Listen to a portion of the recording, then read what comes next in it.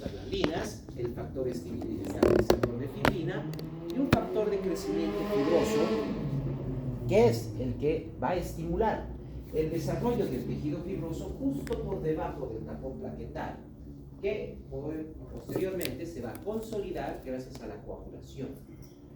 En el momento en que se genera la activación de las plaquetas, va a cambiar su forma.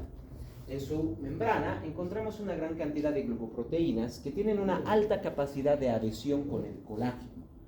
Así que donde se encuentra el colágeno, las plaquetas mediante estas glucoproteínas van a unirse al mismo colágeno, así como también utilizando fosfolípidos para poder adherirse entre sí.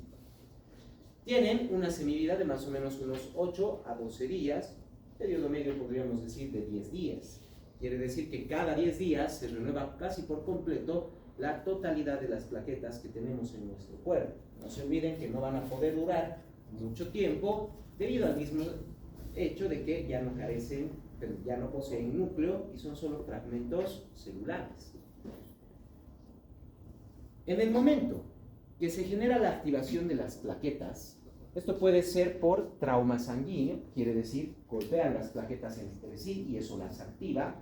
Puede ser por factores químicos que se liberen dentro del torrente sanguíneo, o también puede ser porque han encontrado colágeno, por lo tanto se empiezan a adherir y empiezan a activarse. Van a adquirir una forma irregular, ya que a nivel de las membranas de las plaquetas van a empezar a aparecer prolongaciones en forma de dedos, lo que vienen a ser los pseudópodos. Estas prolongaciones se producen por lo que viene a ser la activación de las moléculas de actina y miosina. Normalmente la plaqueta va a ser un disco, pero en el momento en que se activa, van a empezar a activarse las moléculas de actina y de miosina y provocan que a nivel de la membrana empiecen a aparecer pseudópodos, los cuales van a facilitar la unión entre las plaquetas. Entonces empiezan a adherirse cada vez mayor cantidad de plaquetas. La contracción de la actina y de la miosina va a empezar a generar liberación de los factores, porque estas plaquetas al empezar a contraerse van a comprimir el reticulado endoplasmático, el aparato de Golgi, las vesículas secretoras, van a empezar a liberar su contenido. Entre estos tenemos factores de adhesión que van a permitir la adhesión con el colágeno, este viene a ser el factor de von Willebrand, que entre los dos interactúan para generar una unión mucho más densa, mucho más intensa, que no pueda desprenderse, garantizando que la plaqueta quede bien adherida al tejido. El ADP va a empezar también a filtrar por fuera de las plaquetas junto con el tromboxano A2 para empezar a activar una mayor cantidad de plaquetas alrededor de aquella que ya se ha activado, permitiendo entonces que a una o dos plaquetas activas empiece a adherirse otra y otra y otra, empieza a aumentar la cantidad de plaquetas que van a ir formando el tapón plaquetario. Es como ir propiamente acumulando una gran cantidad de ladrillos, piedras en una sola estructura. Doctor, ¿todas están activadas? Cuando están formando el tampón, ¿todas están activadas? Todas. Normalmente van a estar inactivas, pero en el momento en que se forma algún trauma sanguíneo o hay presencia de colágeno, empiezan a activarse las plaquetas y empiezan a adherirse una con otra, hasta formar propiamente el tapón plaquetario. Que con esto se puede detener la pérdida de sangre en una mejor medida, pero hay momentos en que va a empezar a dejar de activarse la plaqueta. Como es una célula pequeña y no tiene un núcleo que le permita ir regenerando una mayor cantidad de proteínas, energía constantemente, llega un momento en que la plaqueta pierde por completo su energía y desaparece esa contracción de la actina y de la miosina, volviendo a estar lisa la plaqueta. Su membrana vuelve a volverse lisa, lo que permite entonces que empiecen a liberarse, que empiecen a soltarse. Esto podría permitir que el tapón plaquetario empiece a disgregarse, lo que va a generar entonces que se pierda esa hemostasia. De la misma manera que podríamos decir, si queremos tapar un río, podemos empezar a botar piedras, pero si viene con más fuerza el agua, va a empezar a llevarse las piedras. Tiene que haber algo más que pueda facilitar que ese tapón plaquetario que se ha generado por esa agregación no pueda llegar a formarse adecuadamente. Y les pregunto, tuviéramos un muro hecho solo con ladrillos, lo empujo, se cae. ¿Qué necesitaría? Exacto, necesitaría el cemento, ¿verdad? Ese es el tercer paso de la hemostasia, la coagulación sanguínea. La coagulación sanguínea es la activación de una serie de proteínas conocidas como factores de coagulación que se encuentran dentro del torrente sanguíneo. Son producidas por el hígado estas proteínas y las libera directamente al torrente sanguíneo. Están en forma inactiva y luego van a empezar a activarse. A medida que se van activando, los factores de coagulación van a adquirir una función enzimática para seguir generando mayor activación de otras proteínas, hasta llegar a lo que viene a ser la formación de una molécula, la fibrina. La fibrina son hebras de proteína que van a empezar a generar lo que se conoce como una red de fibrina, que empieza a englobar a la plaqueta y empieza a crecer entre el mismo tapón plaquetario, dentro del mismo, alrededor de las plaquetas, y alrededor del mismo, generando incluso mayor salida de filamentos de fibrina, donde van a adherirse mayor cantidad de plaquetas. En otras palabras, estamos generando una red que va a atrapar a las plaquetas de otras células y que va a ayudar a consolidar propiamente lo que va a ser conocido como el coágulo sanguíneo. La velocidad de la formación del coágulo depende mucho del grado de la lesión. Cuando la lesión es muy pequeña, solo se va a activar una pequeña cantidad de factores de coagulación, así que toma un poco más de tiempo en que se pueda formar el coágulo. En cambio, en lesiones más grandes se activa mayor cantidad de factores de coagulación, lo que generará un coágulo con mucha mayor velocidad. En lesiones pequeñas puede tomar, por ejemplo, 1 a 2 minutos en generarse un coágulo, y en lesiones mucho más grandes puede tomar inclusive hasta 15 o 20 segundos en formarse el coágulo. Como les decía, los factores de coagulación son una gran variedad de proteínas que se producen a nivel hepático principalmente, en otros tejidos también en pequeñas cantidades, y están libres directamente en el torrente sanguíneo, en una forma inactiva. A medida que van activándose, van ganando una función enzimática que se encarga de activar otra proteína, y así se genera una cadena que empieza a activar los diferentes factores de coagulación. Además, que para que estos se puedan activar, no solo se necesita una enzima, un factor ya activado, sino que también se necesita el calcio iónico del torrente sanguíneo. El calcio, así como en los huesos, que genera un endurecimiento de las proteínas de la matriz ósea, las van a solidificar formando lo que viene a ser el mineral óseo. Este calcio, a nivel de las proteínas, de los factores de coagulación, se une a estas y también va a facilitar que puedan generar fibras mucho más densas, facilitando lo que viene a ser la formación de los diferentes factores de coagulación y, además de la fibrina, lo que va a ayudar a consolidar propiamente la coagulación. Una vez que se ha formado el coágulo, este va a empezar a retraerse. Recordemos que las plaquetas tienen actina y miosina.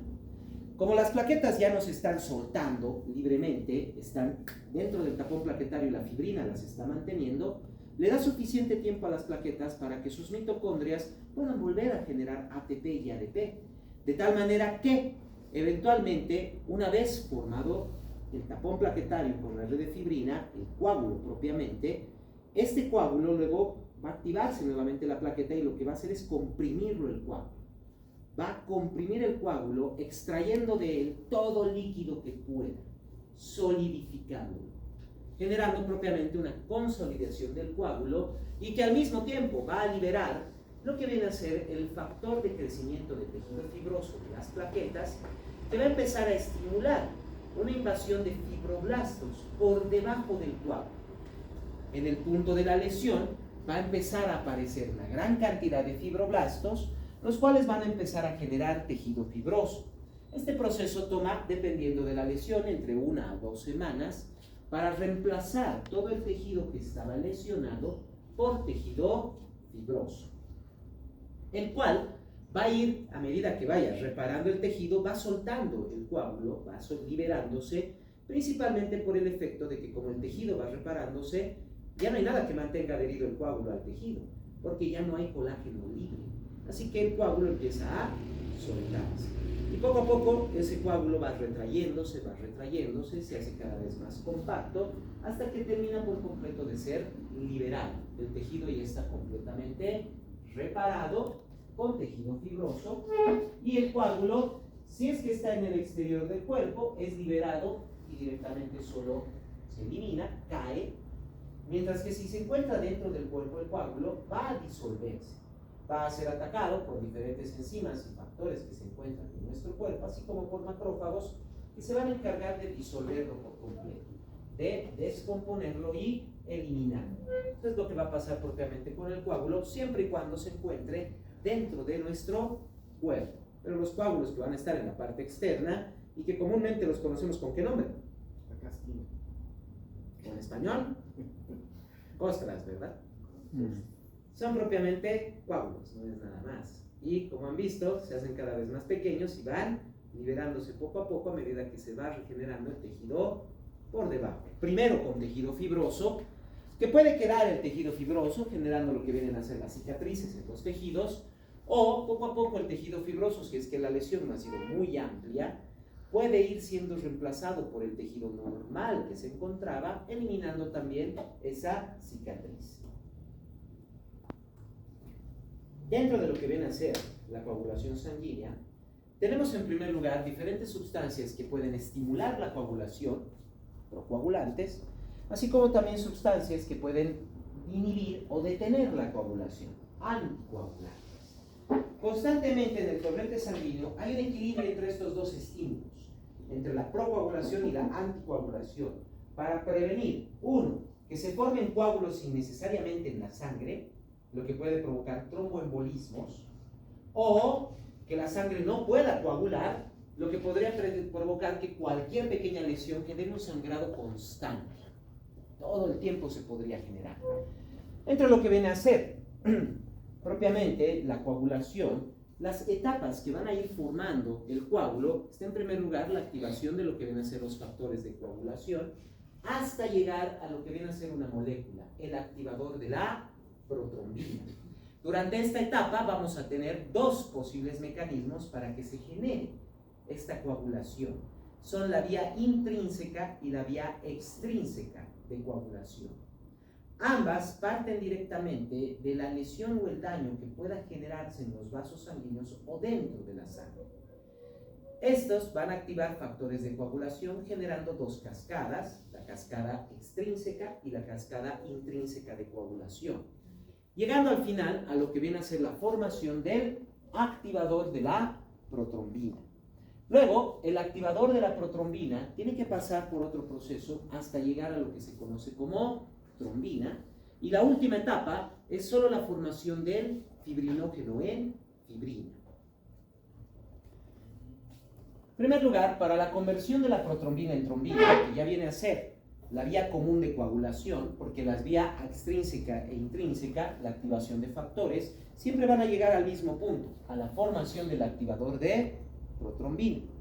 Una vez que está formado el activador de protrombina, nosotros encontramos la protrombina, también conocida como factor 2 de coagulación, en el torrente sanguíneo y está en forma inactiva.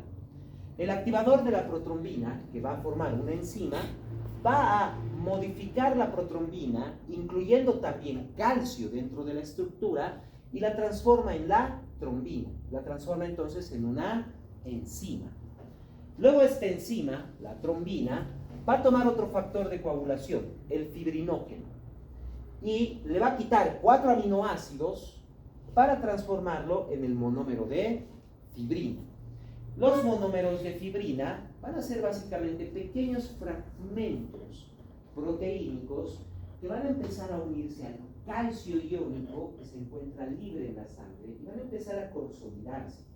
Quiere decir, su estructura proteínica, en vez de ser flexible, va a empezar a ser mucho más rígida. Y con el calcio adquieren también una capacidad de adhesión. Pueden empezar a unirse, a adherirse. Entonces los monómeros de fibrina van a empezar a enredarse y adherirse entre sí, de la misma manera que lo harían las pequeñas fibras de algodón o de lana, que van a empezar a enredarse, las empezamos a enredar hasta formar ¿qué? Un hilo, ¿verdad? Entonces, de la misma forma, los monómeros de fibrina van a empezar a enredarse entre sí, generalmente de a 4 monómeros a la vez, para formar las hebras de fibrina. Así que ya vamos a tener las hebras de fibrina que junto con la trombina y el factor estabilizador de la fibrina van a consolidarse, van a generar un hilo mucho más denso, mucho más duro. Y estos hilos de fibrina van a empezar a enredarse entre sí, van a empezar a formar redes, van a empezar a formar mallas, van a empezar a formar propiamente una red de fibrina formada por las hebras de fibrina entrecruzadas, entrelazadas, las cuales empiezan a acumularse alrededor de la plaqueta dentro del mismo tapón plaquetario y empiezan a crecer también afuera, empiezan a salir fibras de fibrina fuera del tapón plaquetario, permitiendo que una mayor cantidad de plaquetas empiecen a adherirse. Y como ya está formándose una red, no solo va a atrapar plaquetas, empieza a atrapar dentro del tapón, de lo que va a ser propiamente el coágulo, otras células como eritrocitos y leucocitos. Una vez formado el tapón plaquetario y la red de fibrina se desarrolla dentro y alrededor de este, ya se ha formado propiamente el coágulo. ¿Qué va a pasar? Como habíamos visto, por un proceso de consolidación, las plaquetas van a contraerse nuevamente, extrayendo del coágulo la mayor cantidad de líquido posible. En este caso, estaríamos hablando de un líquido que se conoce como suero. La diferencia entre el plasma y el suero es simplemente la presencia de factores de coagulación. El plasma tiene factores de coagulación, mientras que el suero no tiene factores de coagulación, porque ya han sido utilizados para el proceso de formación de la fibrina dentro del mismo coágulo. Esa es la principal diferencia que siempre van a encontrar. La protrombina se produce principalmente en el hígado en presencia de vitamina K. Se necesita la vitamina K para que el hígado pueda formar la protrombina, o también conocido factor 2 de coagulación. El fibrinógeno, de igual manera, también se produce a nivel hepático. Y una vez que el coágulo se ha formado, como les decía, la red de fibrina va a tener una alta adherencia. La presencia de el calcio entre las hebras de fibrina y dentro de los monómeros de fibrina va a generar entonces que sea altamente adhesivo. Permite que se peguen rápidamente las hebras de fibrina, no solo entre sí, sino también a las plaquetas y otras células, así como también a los bordes de la lesión, donde hay presencia de colágeno, facilitando entonces una adhesión del coágulo directamente en todo lo que viene a ser la herida, la lesión que se ha generado en el vaso sanguíneo y más allá, porque no nos olvidemos que la sangre va a empezar a manchar otros tejidos y también va a empezar a adherirlos y a unirlos entre sí, no solo deteniendo la pérdida de sangre, sino cubriendo por completo la salida y la lesión que se ha tenido en el tejido. Por eso veíamos también que las plaquetas y la coagulación son parte de los mecanismos de protección del cuerpo, ya que evitan que aunque haya una lesión en el tejido, pueda ingresar un agente patógeno una vez que se ha formado adecuadamente el coágulo. El coágulo se retrae, libera plasma que ya no va a tener factores de coagulación, lo que viene a ser el suero, y obviamente que el coágulo está relacionado con la cantidad de plaquetas o trombocitos que se encuentren en la sangre. Si no hay suficientes, lo único que vamos a tener es solo una red de fibrina, que no va a permitir que salgan células, pero va a permitir que salga líquido, plasma, inclusive pequeñas cantidades de suero. Una característica además que tiene la coagulación es que está controlada y regulada por un sistema de retroalimentación positiva. Como podemos ver en la vía común de coagulación que la tenemos aquí, la trombina no solo va a activar al fibrinógeno, también nos puede activar a la red de fibrina junto con el factor estabilizador de la fibrina. Y estos factores también retroalimentan positivamente la misma vía de coagulación. Lo que quiere decir que varios factores se van activando y al mismo tiempo van incrementando la respuesta de coagulación. Cada vez se hace más y más y más y más intensa la coagulación. Si fuera un solo sistema de retroalimentación positiva, ya sabemos que estos sistemas pueden generar círculos viciosos.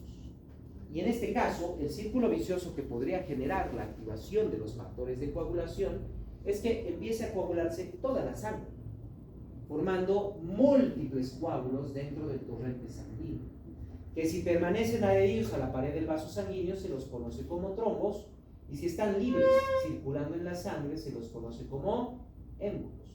Estas son propiamente las enfermedades tromboembólicas.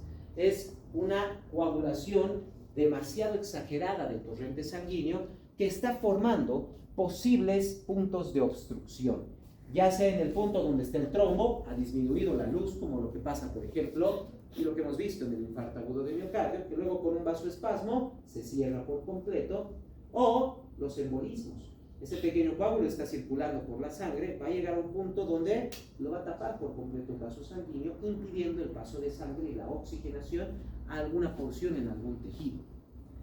¿Qué detendría esto? La retroalimentación positiva se activa con la lesión o propiamente el trauma sanguíneo, y solo se detiene en el momento en que se detiene la pérdida de sangre. Mientras no se detenga la pérdida de sangre, sigue formándose y activo los factores de coagulación, a seguir creciendo el coágulo. Una vez que se ha detenido la pérdida sanguínea, ya no hay nada que pueda mantener propiamente la formación del factor de coagulación, porque ya todo está cubierto, ya todo está tapado. Si sigue perdiéndose sangre, si sigue habiendo colágeno, etcétera, va a seguir la coagulación. Pero una vez que desaparecen estos estímulos iniciales, recién se detiene la coagulación. Si no existiera eso, la coagulación seguiría y seguiría y seguiría hasta coagular por completo toda la sangre, aunque la lesión haya sido solo un pequeño pinchazo en un capilar, nada más. La coagulación tiene que iniciar de alguna manera, y esto en primer lugar depende de la formación de los activadores de la protrombina. Como les decía, esto puede ser por traumatismo vascular o tisular, traumatismo sanguíneo, contacto sanguíneo, quiere decir que la sangre, principalmente las plaquetas, tienen que entrar en contacto ya sea con células endoteliales dañadas, con el colágeno. Normalmente en la sangre no hay presencia de colágeno, ni debería haber, o con otros tejidos dañados, por ejemplo, tejidos que estén necrosados, tejidos que estén infectados, etc. Esto va a activar los factores de coagulación, permitiendo entonces que se active primero la agregación plaquetaria, y alrededor de las plaquetas y entre ellas va a empezar a crecer la red de fibrina y va a empezar a captar una mayor cantidad de células. No solo plaquetas, incluso también eritrocitos y leucocitos. Esta activación depende de dos vías, lo que es la vía extrínseca y la vía intrínseca, y la activación de los factores de coagulación va transformando las proteínas libres, que son los factores de coagulación, en enzimas. Cada enzima va activando a la siguiente y a la siguiente, y también se retroalimenta. Ahí es donde vamos a ver la vía extrínseca de coagulación. Primero, para la vía extrínseca de coagulación, y como indica el nombre, tiene que haber un estímulo externo a la sangre. Este estímulo es propiamente el factor tisular. Siempre que se daña un tejido, no importa cuál sea este tejido, inmediatamente se libera factor tisular. El traumatismo tisular, el daño en las células, ya sea por ruptura, lesión, inflamación, golpes, etc., va a provocar que las células liberen el factor tisular. El factor tisular lo que va a hacer es, en primer lugar, activar el factor 7 de coagulación, transformándolo en una forma enzimática, el factor 7 activado. El factor 7 activado, junto con el factor tisular y el calcio iónico de la sangre, van a tomar al factor 10 de coagulación y lo van a activar. Una vez activado el factor 10, se va a unir al factor 5 y al calcio, y un proceso también catalizado por el mismo factor tisular se transforma propiamente en el activador de la protrombina. Entonces no se olviden que el activador de la protrombina está formado por factor 10 activado, factor 5 y calcio. Este proceso de formación del activador de la protrombina, esta unión del factor 10 activado al factor 5 y al calcio, Es natural, pero también puede ser catalizado por el mismo factor tisular, generando mayor cantidad de activador de protrombina. Y el activador de protrombina ya entra en la vía común de coagulación, activando a la protrombina, transformándola en trombina. Y la trombina puede generar mayor cantidad de activador de factor de coagulación. No se olviden, hay una retroalimentación positiva. Esto incrementa aún más la coagulación, llegando al punto en que se pueda generar propiamente un coágulo solo con el estímulo de la vía extrínseca de coagulación. Y vamos a repasarlo unas 2 veces, porque es la primera vez que están viendo todo esto. Y que tienen que aprender bien estas vías de coagulación. Extrínseco es externo. Externo. Es que no es un estímulo que venga dentro de la sangre, sino viene por fuera de la sangre. Cualquier lesión en los capilares, endotelial, lesión en el tejido celular subcutáneo, lesión en la piel, lesión muscular, lesión hepática, cualquier tipo de tejido que se lesione, libera factor tisular. Y una vez que entra en contacto con la sangre, el factor tisular activa el factor 7 de coagulación. Una vez activado el factor 7, se utiliza también el calcio para activar al factor 10, también estimulado por el factor tisular. Una vez activado el factor 10, este se tiene que unir al factor 5 y al calcio para formar el activador de protrombina. Si bien es un proceso natural que se puede generar, pero también es catalizado por el mismo factor tisular, aumentando la formación de grandes cantidades del activador de protrombina, que luego entra en la vía común de coagulación, transformando la protrombina en trombina.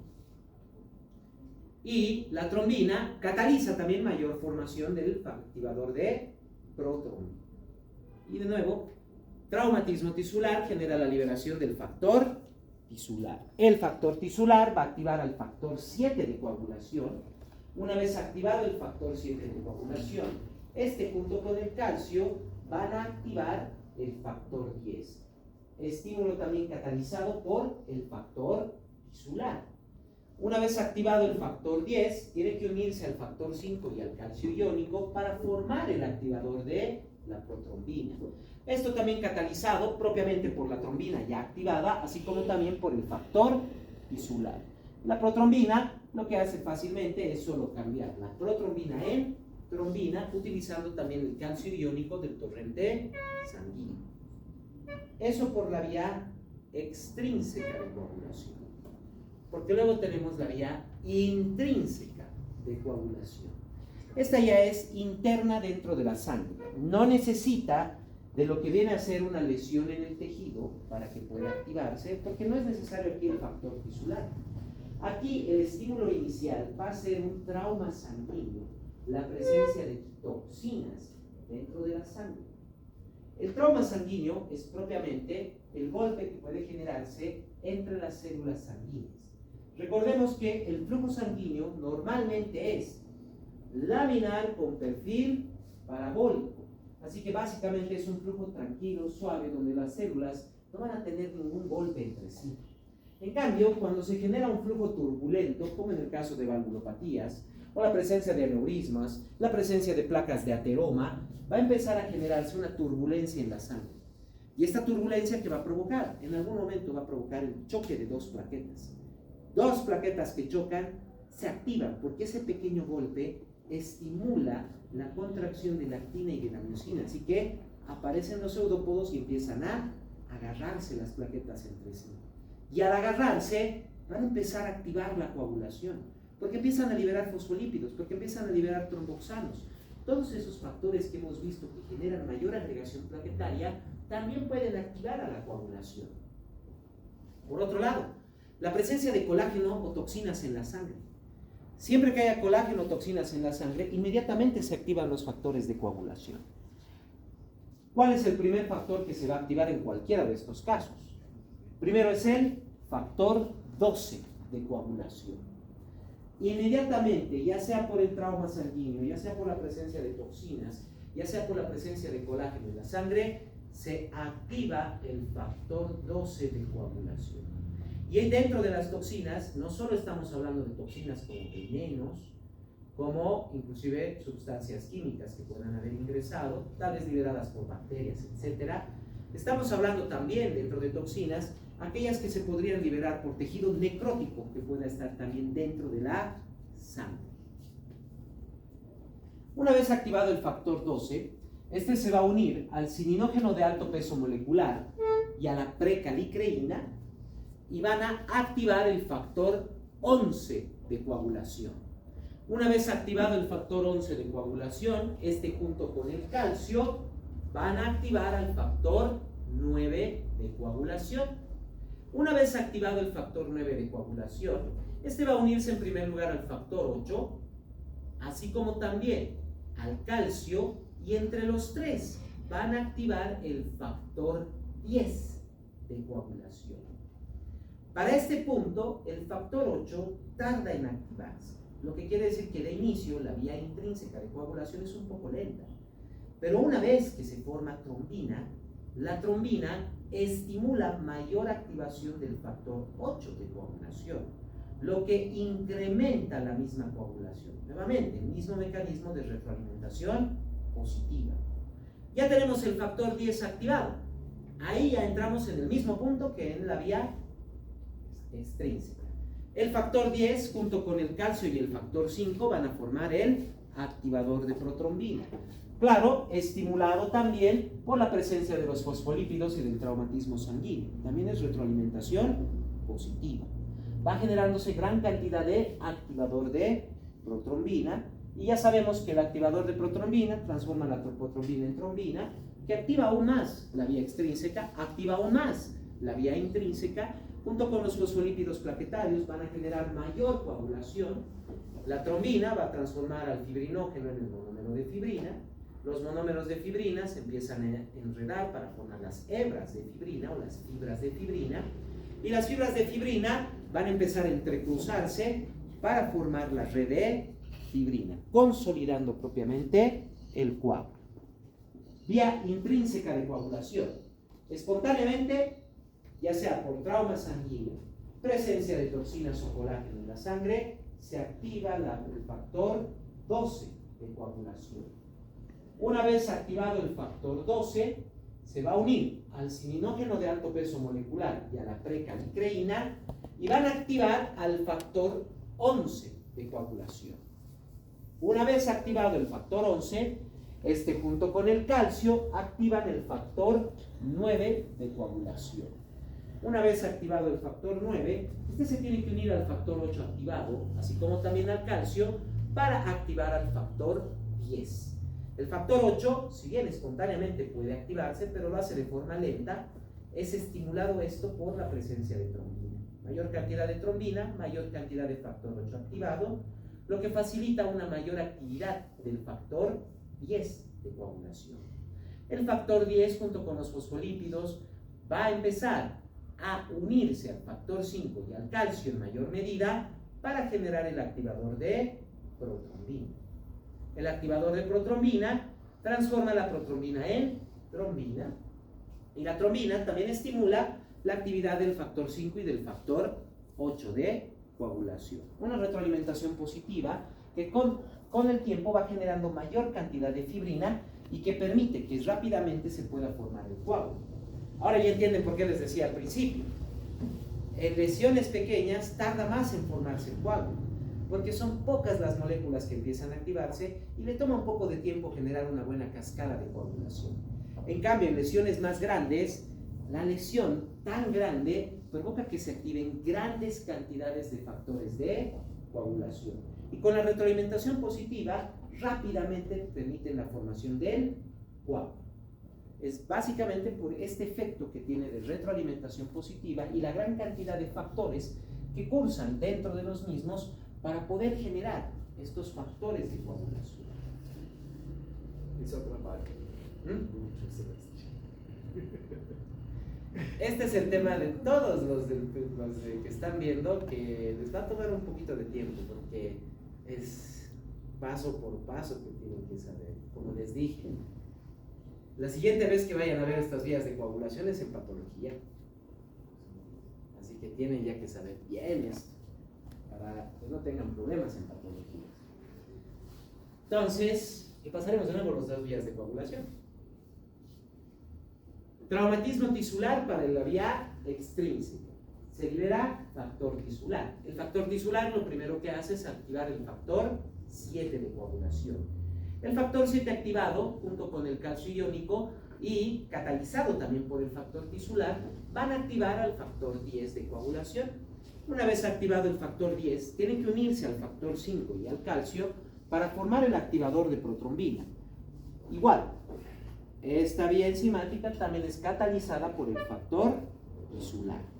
Una vez formado el activador de protrombina, junto con el calcio y los fosfolípidos de las plaquetas que ya están formando el tapón plaquetario, van a transformar la protrombina en trombina. Y la trombina puede también estimular al factor 5 de coagulación para estimular aún más la vía extrínseca de coagulación, generando esa retroalimentación positiva. En la vía intrínseca de coagulación, el trauma sanguíneo, la presencia de colágeno o toxinas en la sangre, inmediatamente nos activarán el factor 12 de coagulación. Una vez activado el factor 12, se une al cininógeno de alto peso molecular, que es la precancreína, y van a activar el factor 11 de coagulación. Una vez activado el factor 11 de coagulación, este junto con el calcio iónico de la sangre activarán al factor 9 de coagulación. El factor 9 debe unirse al calcio, así como también al factor 8 activado, para poder activar el factor 10 de coagulación. El factor 8, si bien puede activarse de forma espontánea, le toma tiempo. Este proceso de activación puede ser catalizado por la presencia de trombina, lo que acelera aún más la formación del coágulo. Una vez activado el factor 10, nuevamente, igual que en la vía extrínseca, se va a unir al factor 5 y al calcio para formar el activador de protrombina, el cual, junto con el calcio y los fosfolípidos, van a transformar la protrombina en trombina, y la trombina también estimula aún más la formación del factor 5 y puede también activar al factor 8 para aumentar aún más la vía de coagulación. Una vez que tenemos el activador de la protrombina, transforma la protrombina en trombina. No se olviden que la protrombina se llama también factor 2 de coagulación. La trombina toma el fibrinógeno, le quita 4 aminoácidos y lo transforma en el monómero de fibrina. El monómero de fibrina empieza a unirse al calcio iónico para empezar a solidificarse y a formar las hebras de fibrina. Esta solidificación hace que los monómeros se enreden entre sí, de la misma manera que los filamentos de algodón o lana van a formar hilos. Y luego los hilos los utilizamos ¿para qué? Para formar redes, que van a ser la ropa. Estas redes de fibrina van a crecer entre y alrededor de las plaquetas en el tapón plaquetario, permitiendo que se consolide. Y los fosfolípidos, así como también la trombina, también estimulan todo este proceso. Y no nos olvidemos que las plaquetas en su interior tienen también el factor estabilizador de fibrina. Quiere decir que a medida que se va consolidando el coágulo, liberan también el factor estabilizador de fibrina, lo que hace que las hebras de fibrina se solidifiquen aún más, evitando que pueda separarse el coágulo. De esta manera es como se va formando la coagulación dentro de nuestro cuerpo. Y de esta forma se detiene por completo las pérdidas de sangre. ¿Alguna duda que tengan hasta este punto?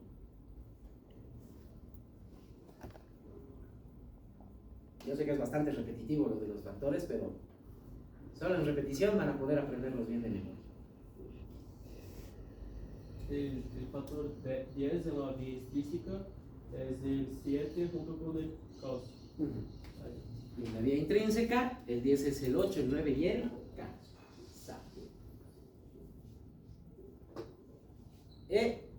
Sean afortunados de que ustedes ya estudian esto con nombres más simples.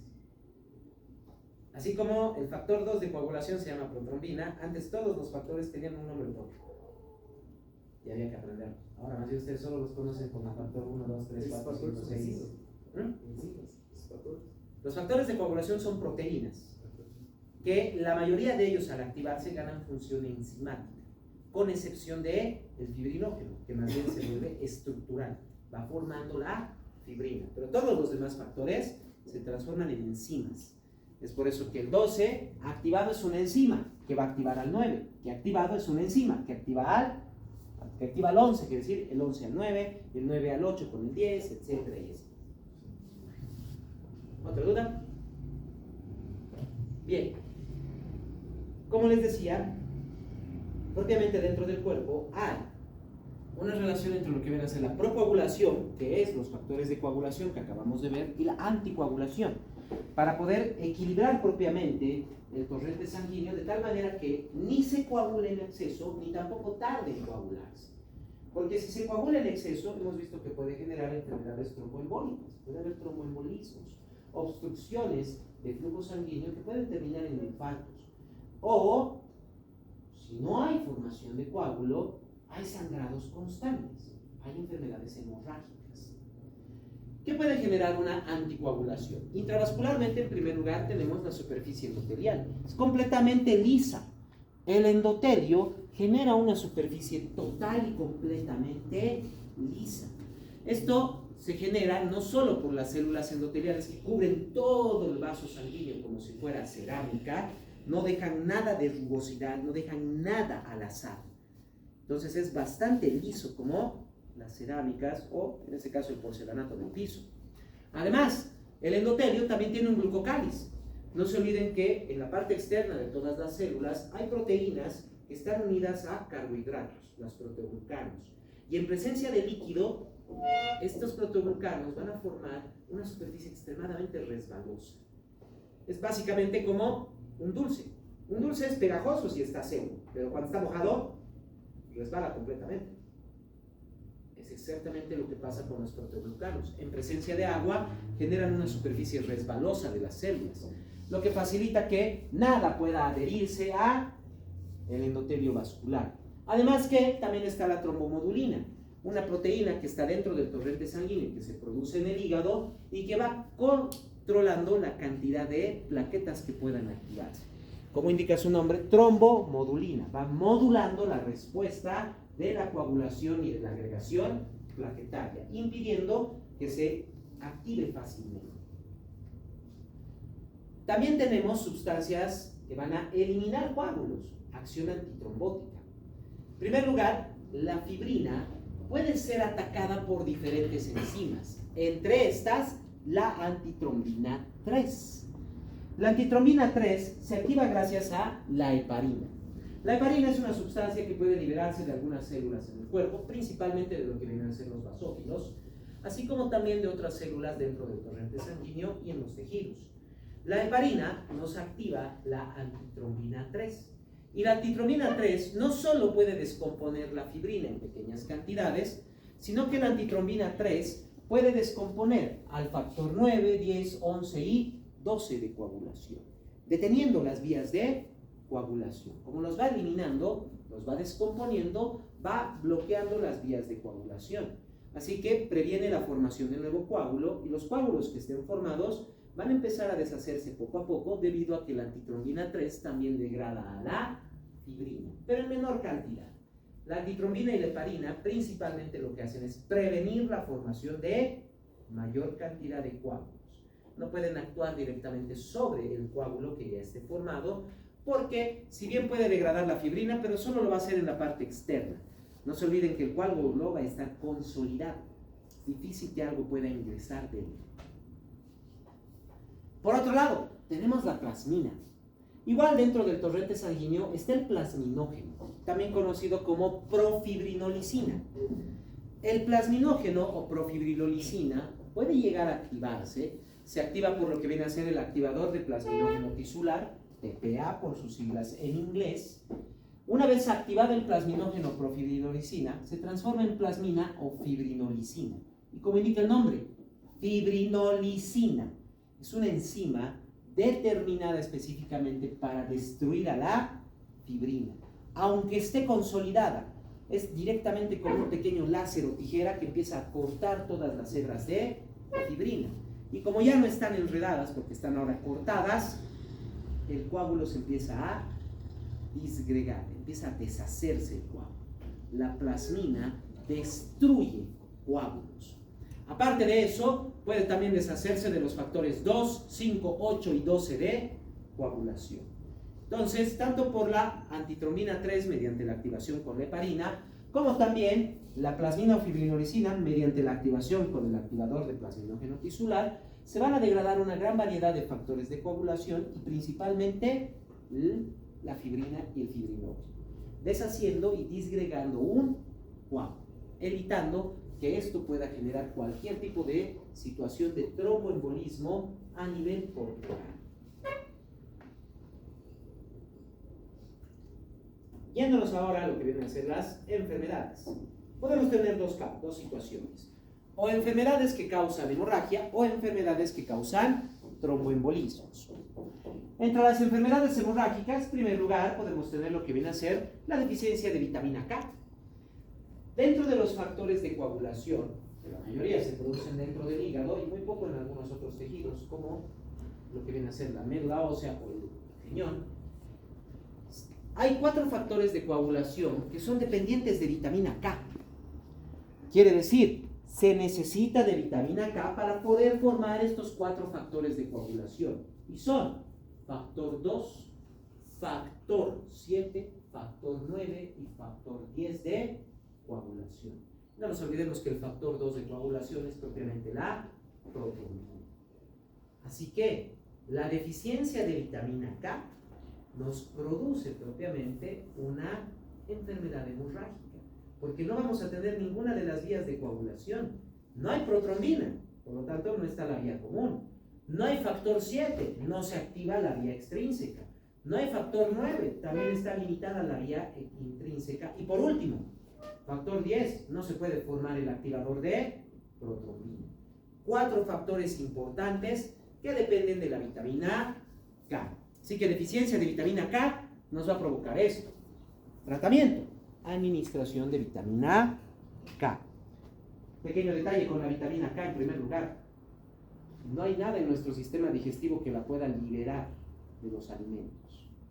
La vitamina K solo sale del alimento a nivel del colon, porque las bacterias que tenemos en el colon, que son completamente simbióticas con nosotros y no nos hacen daño, van a metabolizar alimentos, los restos alimenticios que llegan, y van a liberar la vitamina K. Recién en el colon se empieza a absorber vitamina K. Y también no se olviden que la vitamina K es una vitamina liposoluble, lo que quiere decir que para su absorción es necesario que haya presencia de grasas en la alimentación. De lo contrario, va a disminuir mucho la absorción de vitamina K. Así que primero, personas que no consumen nada de grasas en la dieta pueden tener problemas de coagulación.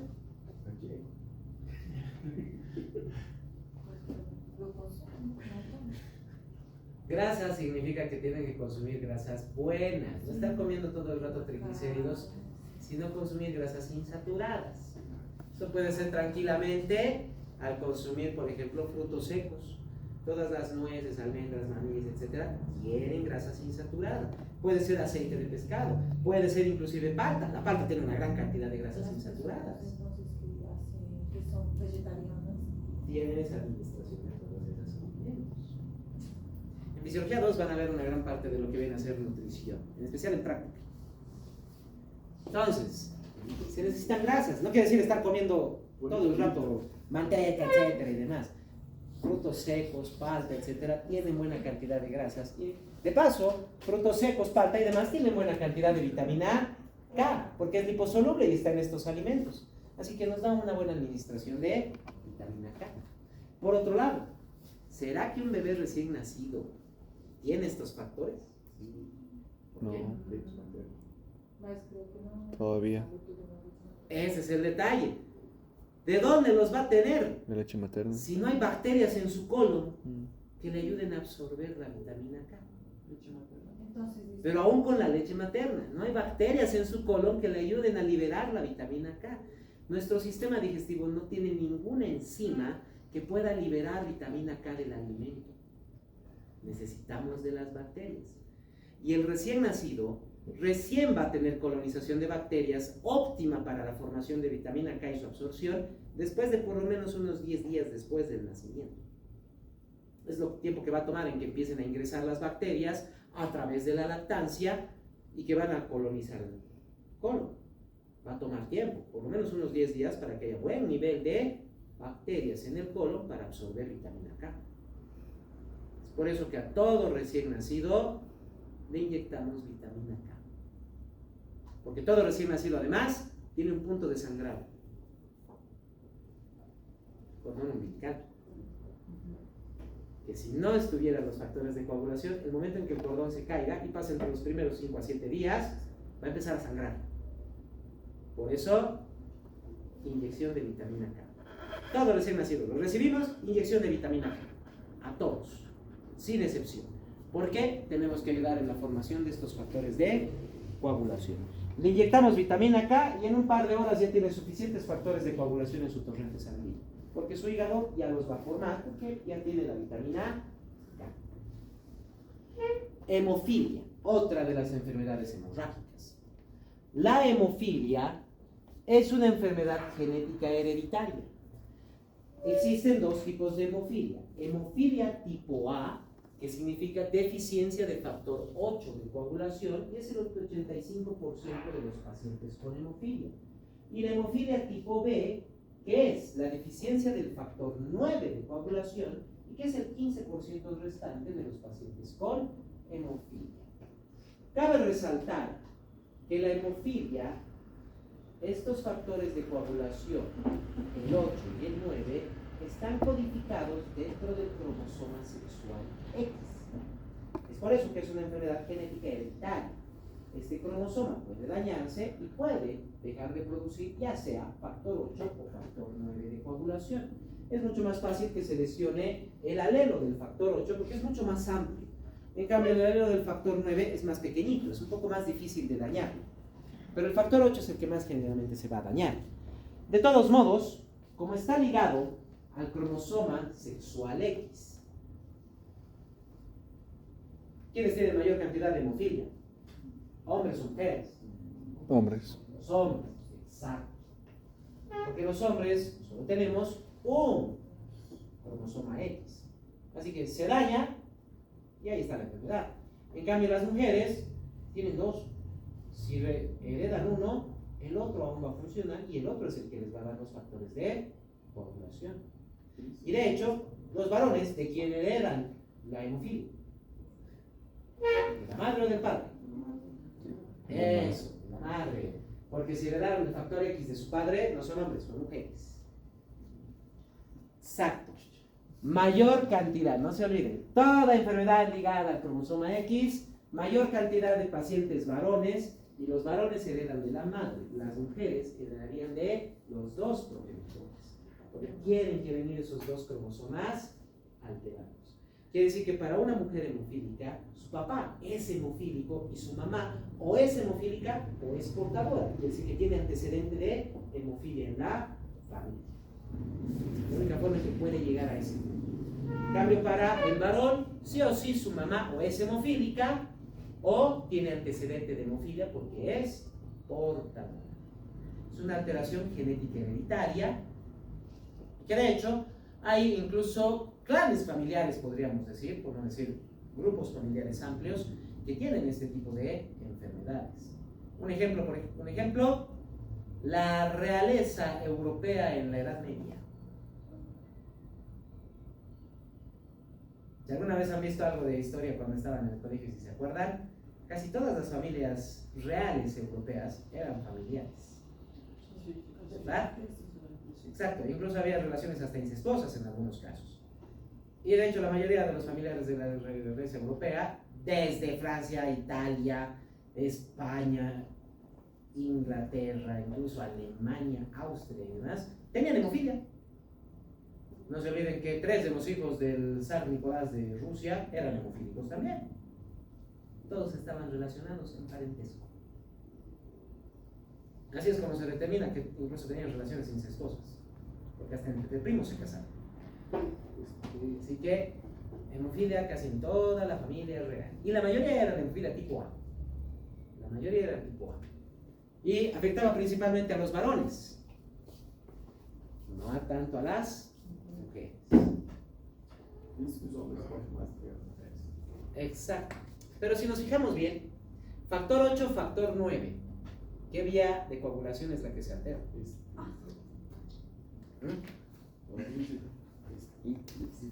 La vía intrínseca de coagulación. Quiere decir que los pacientes con hemofilia no es que no puedan coagular, pero no tienen vía intrínseca de coagulación. Así que cuando ellos tenían un corte, un raspón, etcétera, sí, se generaba un coágulo porque había lesión tisular, se liberaba factor tisular. Pero en lesiones por rupturas de capilares donde no hay liberación de factor tisular porque no hay daño tisular, no se formaba el coágulo.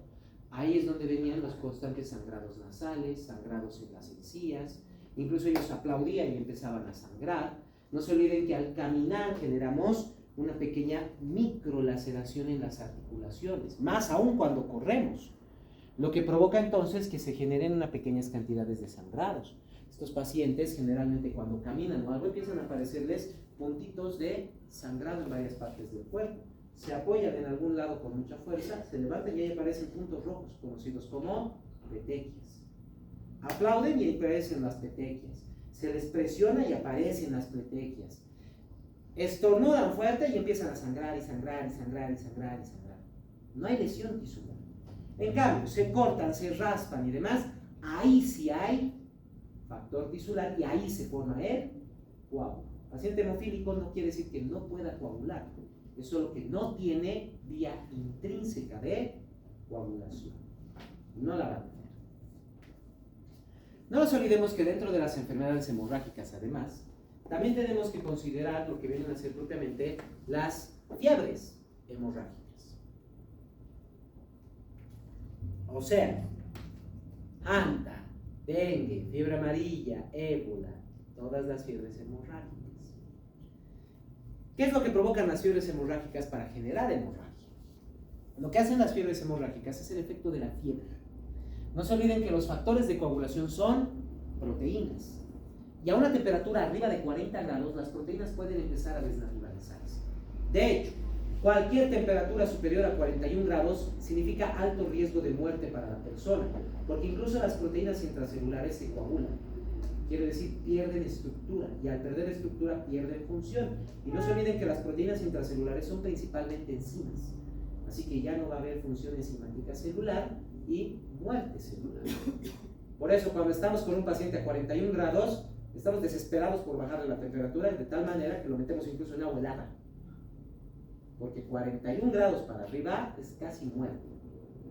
A 41 grados las proteínas sanguíneas empiezan a alterar. ¿Y cuáles son las principales proteínas sanguíneas fuera de la albúmina? Son los factores de coagulación. Eso es lo que hacen las enfermedades hemorrágicas, las fiebres hemorrágicas. No solo el virus podría dañar la formación de factores de coagulación porque pueden producir alteraciones hepáticas, sino que la presencia de fiebre destruye a los factores de coagulación en el torrente sanguíneo, los deja inutilizables. Como no pueden utilizarse, no hay coagulación.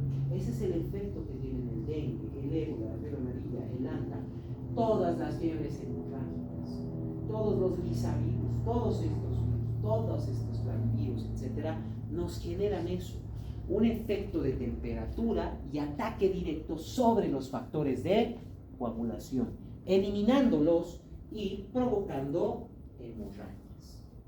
Y obviamente la trombocitopenia también es una causa de hemorragia, porque de nada nos sirve tener la red sin tener algo que la consolide junto con ella. Si solo tenemos una red de fibrina, bien, las células no van a salir, pero va a salir el plasma, va a salir todo lo demás, líquido y demás va a salir. Se necesita de las plaquetas para formar el tapón y consolidar el coágulo. No solo tenemos que hacer una pared con ladrillos, también tiene que ser con cemento. Y hacerla con cemento tampoco nos sirve. Tienen que ser las dos cosas. Lo mismo aquí. Tiene que haber plaquetas y tiene que haber fibrina. Por otro lado, tenemos las enfermedades tromboembólicas. Lo contrario, la formación de grandes cantidades de coágulos dentro de la sangre, los cuales pueden quedar adheridos en la pared del vaso, trombo, o liberarse y estar circulando libremente en la sangre, émbolo. Las enfermedades tromboembólicas, la formación de trombos y émbolos, dependen en primer lugar de la superficie endotelial ya que en el momento en que ésta se ponga rugosa, como lo que pasa en la formación de las placas ateromatosas, inmediatamente esto genera flujos turbulentos. El flujo turbulento puede generar trauma sanguíneo, activando la agregación plaquetaria y la coagulación. Además, la superficie endotelial rugosa puede provocar que la fuerza de la sangre jale un endotelio, una célula endotelial y la dañe. Y a ese daño va a empezar a formarse fibrina y plaquetas se van a unir. Y este daño incluso puede liberar colágeno presente en el vaso sanguíneo, donde va a adherirse también fibrina y plaquetas, o tal vez el colágeno está libre en la sangre y empieza a formar émbolos. Puede ser por la éstasis sanguínea. En el momento en que la sangre se detiene, se empiezan a activar las plaquetas y los factores de coagulación. Y esa es nuestra principal causa de enfermedades tromboembólicas. Si bien la superficie endotelial rugosa es también una causa bastante importante, lo que pasa con las placas ateromatosas en pacientes que consumen grandes cantidades de grasas saturadas, principalmente a nivel cardíaco, pero la éstasis sanguínea es lo más común, las varices. Cuando se van dilatando las venas, no se olviden, la bomba venosa ya no funciona, así que la sangre empieza a quedarse estancada en la vena. Y como se está estancando, se activa la coagulación, se activan las plaquetas, se empiezan a formar coágulos, émbolos que pueden empezar a movilizarse de las venas hacia cualquier parte del cuerpo. Primero van a llegar al pulmón, tromboembolismos pulmonares. Y si por casualidad lograran pasar el pulmón, puede llegar a un tromboembolismo en cualquier parte del cuerpo, infarto hepático, renal, cardíaco, cerebral, etc. Cualquier tejido puede ser obstruido. Puede generarse también ya sea hemorragia o coagulación con venenos. En especial, por ejemplo, las mordeduras de serpientes tienen dos formas de activación principal. Son hematotóxicos. Sí, hay mordeduras de serpientes neurotóxicos también que producen parálisis. Pero las hematotoxinas de muchas mordeduras de serpiente pueden formar una de dos. O forman hemorragia o forman coagulación. Hay venenos de algunas serpientes que son hemorrágicos. Quiere decir que destruyen factores de coagulación y la persona sangra. Y hay venenos de serpientes que más bien son coagulantes. Activan la coagulación y pueden provocar una coagulación dentro de todo el cuerpo del paciente. Tromboembolismos masivos.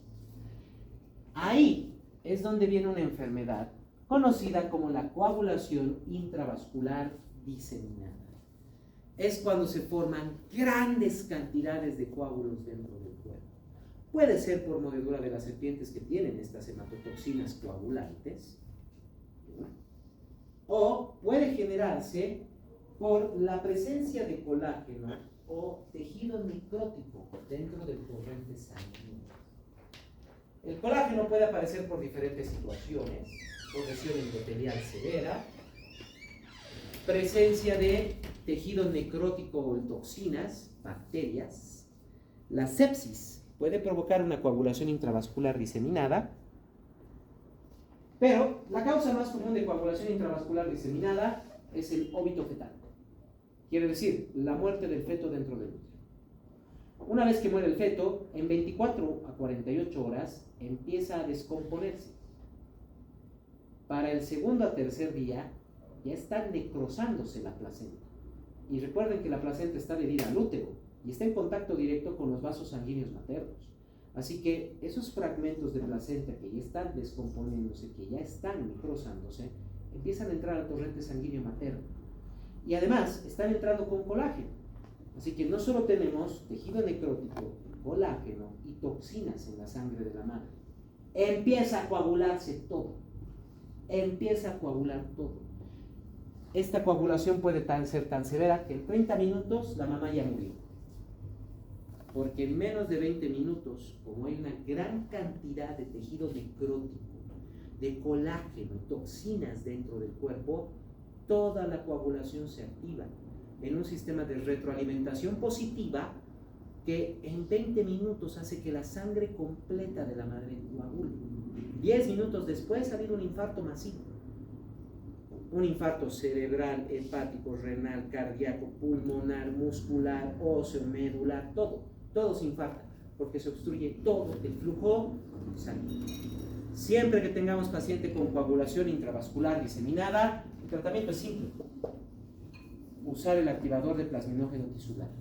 Es la única manera de prevenir esa coagulación. Pero, ojo, y mucho cuidado con esto. Al utilizar el activador de plasminógeno tisular, estamos destruyendo por completo la capacidad de coagulación de la persona. Quiere decir, en un óbito, la única manera de controlar esto no solo es el TPA. No podemos permitir que el óbito siga ahí. Y para sacarlo tiene que ser mediante cesárea. Así que tenemos una paciente que, uno, va a morir seguramente por coagulación o tiene alto riesgo de morir por hemorragia porque vamos a hacer una cesárea. Bastante riesgo en ambas. El TPA no se lo utiliza sin consentimiento del paciente o familiares. Si no tienen ese consentimiento, no lo usen. No se puede usar. El riesgo de muerte es muy alto. Muerte segura si no se utiliza, riesgo alto de muerte por hemorragia si se lo utiliza. Solo con consentimiento de la familia. Porque de todos modos, nos vamos a ir siempre a lo más seguro.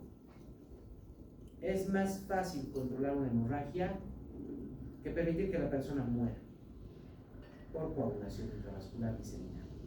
Pero si los familiares no quieren, no la podemos aplicar. Solo con consentimiento familiar o del paciente, si es que aún sigue consciente. Si no, no se aplica el TPA. La trombosis venosa femoral, como les decía, nos produce las embolias pulmonares. En casos de enfermedades tromboembólicas, porque en el caso de las enfermedades hemorrágicas ya conocemos. Si es por deficiencia de vitamina K, le damos vitamina K. Si es hemofilia, le podemos dar estos factores de coagulación. Los tenemos sintéticos, sí, es un tratamiento más costoso, pero también están presentes en el plasma sanguíneo. Cuando no se tiene el dinero para comprar los factores de coagulación, lo que se hace es transfusiones de plasma cada cierto periodo de tiempo para garantizar que haya factor 8 y factor 9 de coagulación. Podemos aumentar las plaquetas, podemos disminuir la fiebre, inclusive darle medicamentos para evitar que las enfermedades hemorrágicas, las fiebres hemorrágicas puedan generar daños.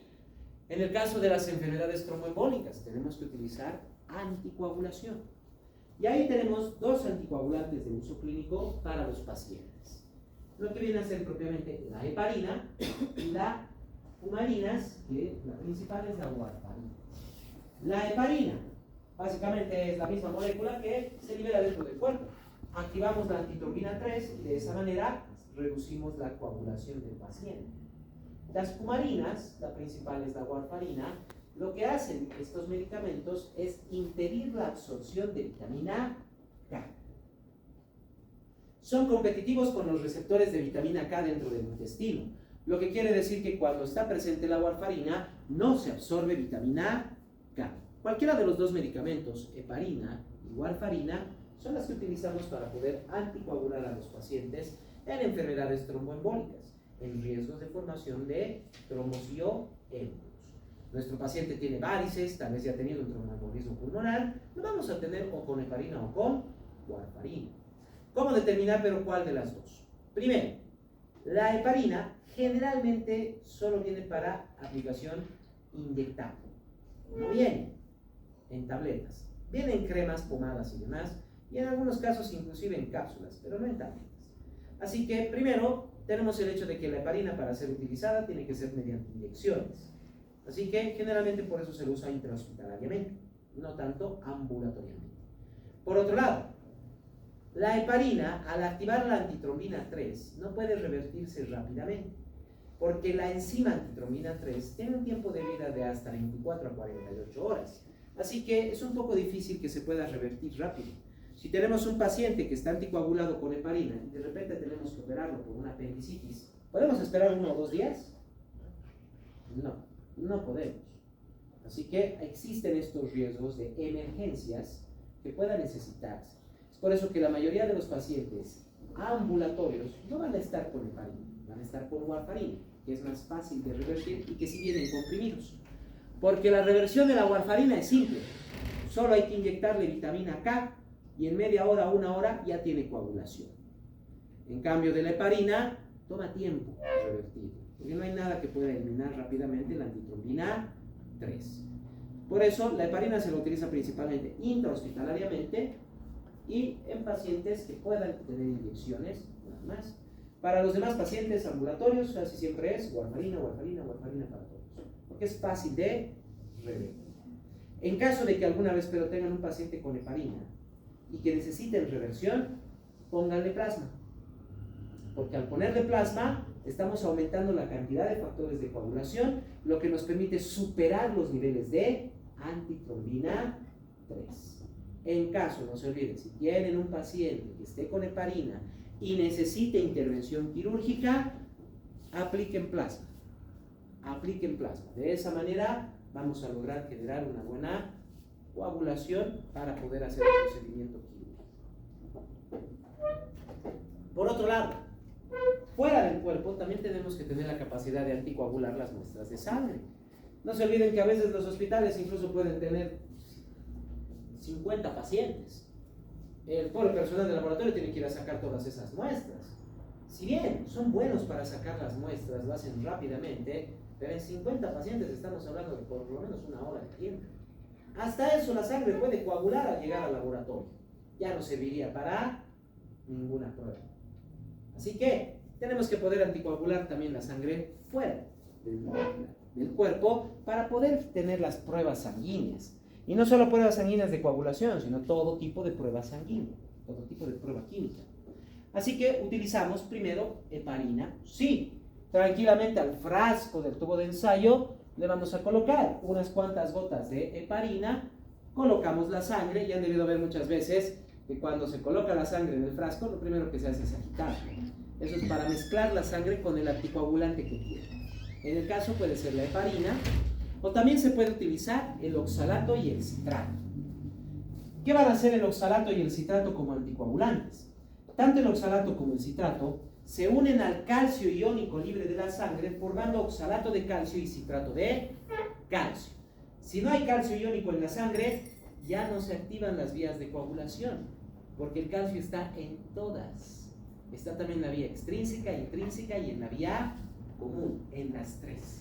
Así que sin calcio tampoco va a haber coagulación. ¿Cómo decidir qué vamos a usar? ¿O heparina o oxalato o citrato? Simple. Si la muestra de sangre se va a utilizar para todo tipo de prueba sanguínea, heparina. Si se va a utilizar la muestra para hacer pruebas de coagulación, oxalato y citrato. Por la misma situación. La sangre anticoagulada con heparina no podemos revertir. No podemos revertir la anticoagulación, así que no podemos medir la coagulación de esa sangre. Pero sí la podemos usar para todo tipo de pruebas. Podemos hacer con eso hemogramas, pruebas químicas, pruebas de toxinas, pruebas de hormonas, todo podemos hacer, serologías, etc. En cambio, cuando pidamos pruebas de coagulación, la sangre tiene que estar anticoagulada, ya sea con oxalato o con citrato, no con heparina, porque esa sangre nunca va a coagular. En cambio, si la anticoagulamos con oxalato o citrato, lo único que tenemos que hacer es aumentar el calcio y la sangre puede coagular. Es lo único que tendríamos que hacer. Y tomando en cuenta eso, las pruebas de coagulación es lo que tenemos que ver al final. Primero tenemos el tiempo de hemorragia, también conocido como tiempo de sangría o tiempo de sangrado. Para esto la prueba es simple. Tenemos que hacer un corte en la piel del paciente. Generalmente se hace en el lóbulo de la oreja, pero se lo puede hacer en varias partes donde haya lechos capilares amplios, como en la yema de los dedos. Lo que vamos a hacer es cortar. No tiene que ser muy grande, máximo 2 milímetros de longitud del corte, pero sí lo suficientemente profundo para llegar a los lechos capilares subcutáneos. Una vez que hemos hecho el corte, tomaremos una gasa limpia y presionaremos cada 20 o 30 segundos hasta que se forme el coágulo, hasta que salga la gasa limpia, sin nada. El problema es que el tiempo de hemorragia puede ser entre 1 a 6 minutos, es bastante amplio. Depende mucho, uno, de la presión sanguínea, depende de la profundidad del corte e inclusive depende de la temperatura ambiente. A temperaturas frías, los capilares periféricos están con contracción, así que hay poco sangrado. Y a temperatura más cálida hay vasodilatación, hay mayor sangrado. Si hay hipertensión, tarda más en detenerse el coágulo. Si hay hipotensión, más bien se forma más rápido la coagulación. Así que varía bastante, vean, 1 a 6 minutos, mucha variación. Luego tenemos el tiempo de coagulación. El tiempo de coagulación lo realizamos en el mismo tubo de ensayo. Quiere decir, tomamos la muestra de sangre y solo cronometramos hasta que se forme el coágulo en el tubo de ensayo. Esto también toma también de 6 a 10 minutos y también varía bastante dependiendo de la temperatura e incluso del mismo frasco. Un frasco de vidrio que ya se haya utilizado varias veces tiene una superficie bien rugosa adentro, lo que facilita la formación del coágulo. Se puede formar en menos de 6 minutos. Un frasco de vidrio nuevo puede tomar hasta 8 o 9 minutos.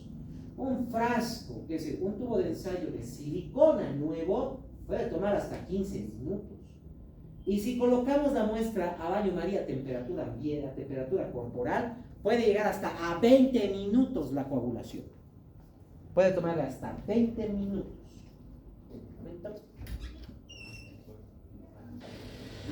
Entonces, ya tenemos que el tiempo de sangría y el tiempo de coagulación nos generan un poco de variación bastante amplia de las pruebas de coagulación. Así que tenemos que buscar otra más. Ahí tenemos ahora el tiempo de protrombina. Para el cálculo del tiempo de protrombina es simple.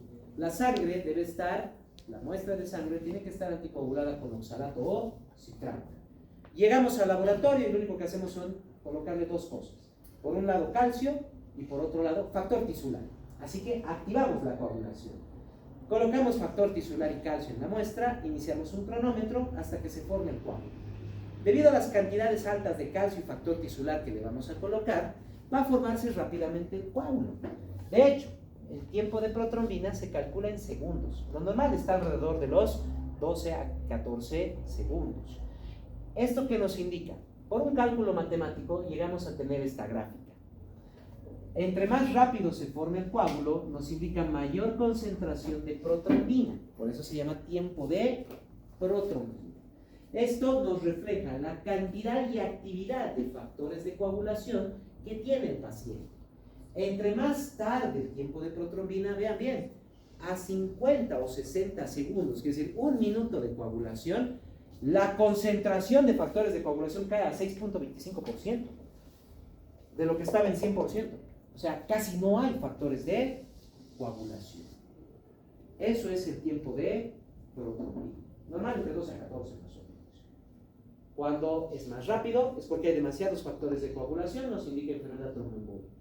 Cuando es más lento, nos indica enfermedades hemorrágicas. Pero también tiene un problema.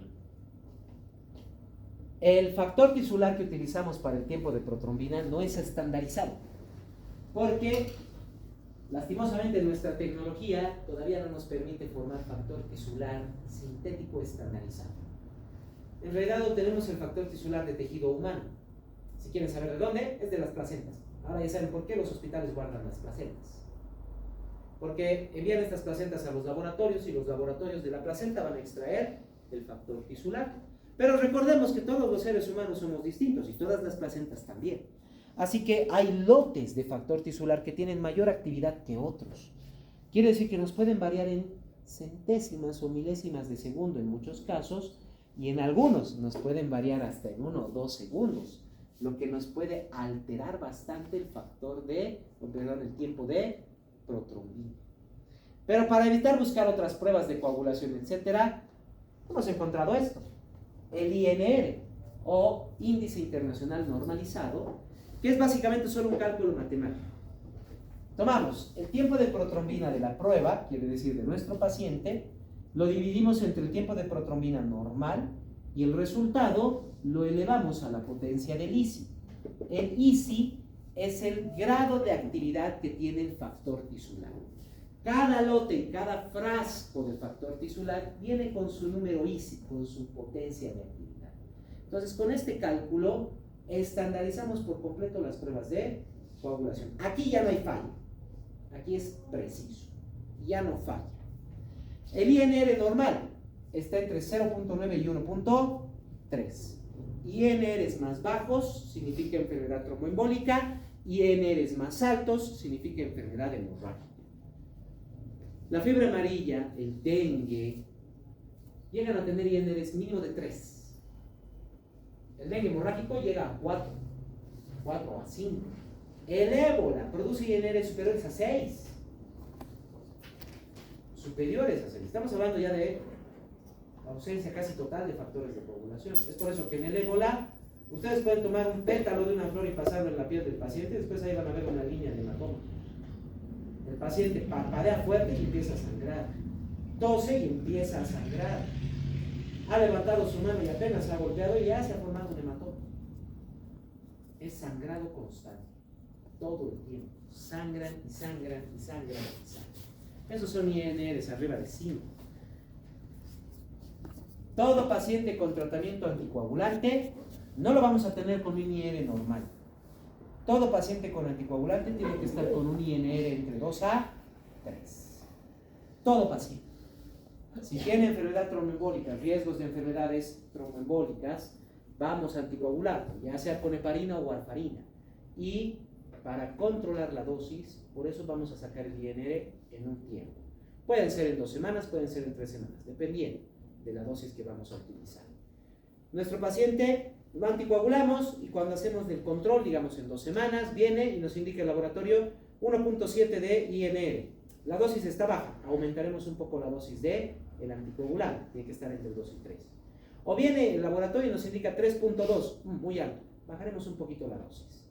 Así vamos a regular la dosis para nuestros pacientes con anticoagulación, viendo el INR que debe estar siempre entre 2 y 3.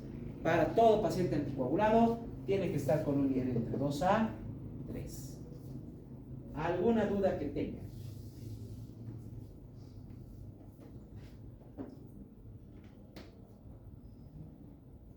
¿Dudas?